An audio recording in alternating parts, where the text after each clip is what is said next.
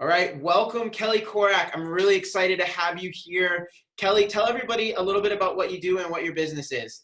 Sure. So, like Danny said, my name is Kelly Korak. I'm co-owner of Korak Design.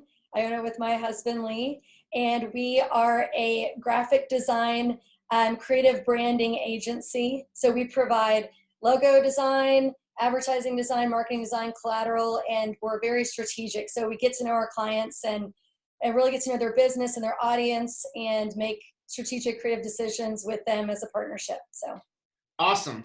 Well, and Kelly is a friend of mine and a client of mine and a really, really smart branding strategist and just an excellent graphic designer. And so I'm excited to have you here, Kelly, mainly because I think, and you and I have had this conversation, Mhm. but as much as this situation sucks for business owners, like none of us would Yeah. choose this. This is not a good thing, like overall. But I think it really does present some opportunity for business owners to do some of the things that they normally don't have time to do, right? In the realm of marketing and Yeah. branding specifically. So talk to me a little bit about how you see that as a branding expert right now. Yeah, and it's interesting because, as a graphic designer, I've been doing this now for over 20 years, and we're always kind of the afterthought as far as like marketing. It's one of those things like that people squeeze into the cracks, or they do it when it's urgent and it's last minute. So for example, if I work with engineers, it's like, oh, we've got this big RFP that we need to answer, and our branding and our marketing materials are horrible and our website's out of date. So can we quickly ramp up and get this done? And when I ask them when do they need it, they always say yesterday. And so there's a bit of a rush and an urgency. And so in our industry, there's a lot of urgency is like the dictator of how we proceed with our business. And that's a disservice to these companies because a lot of times you don't get to spend the time really digging deep into what it is that you do, what sets you apart from your competitors, and what your audience wants to hear and what their pain points are. So during this time, you have the time to actually kind of do it right in a way.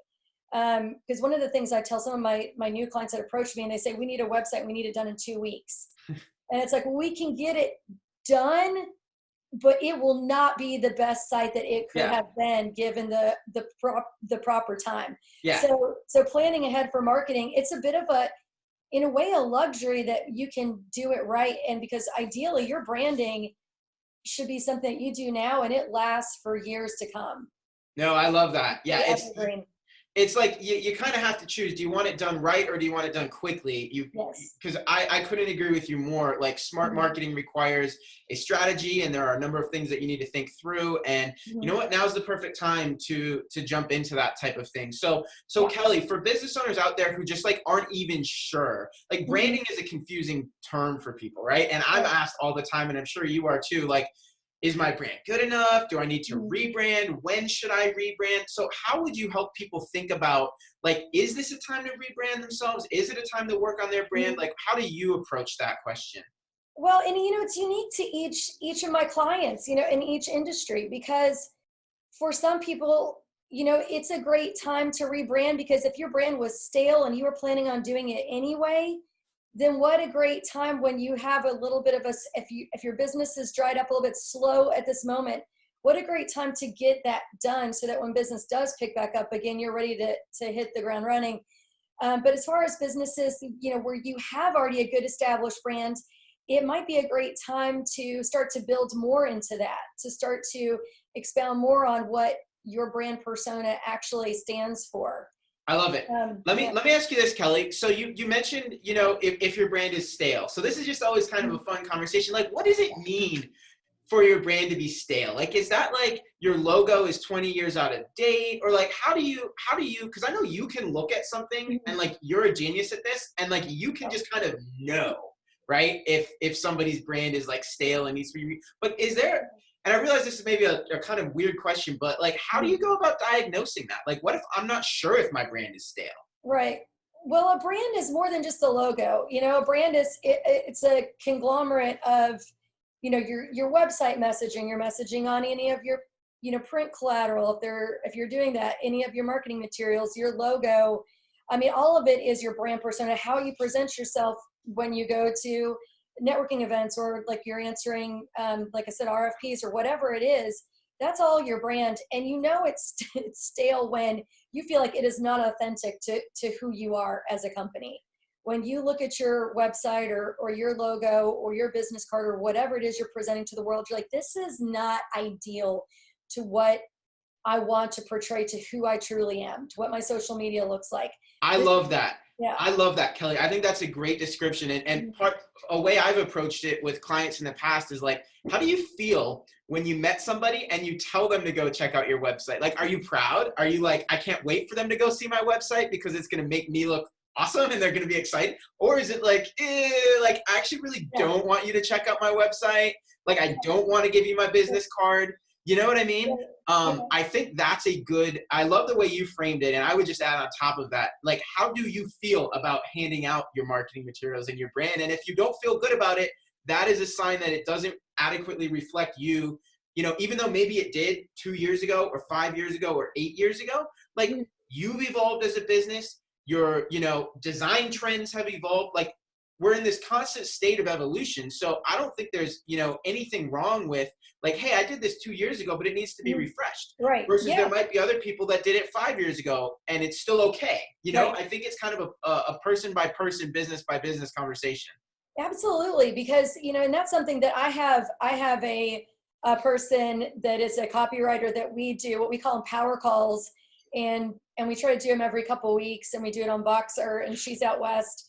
And we just like really kind of we sharpen each other as far as like, is this message that you're portraying, is it still accurate? Because your business does evolve. You do, like, the word that's being used so much right now is pivot.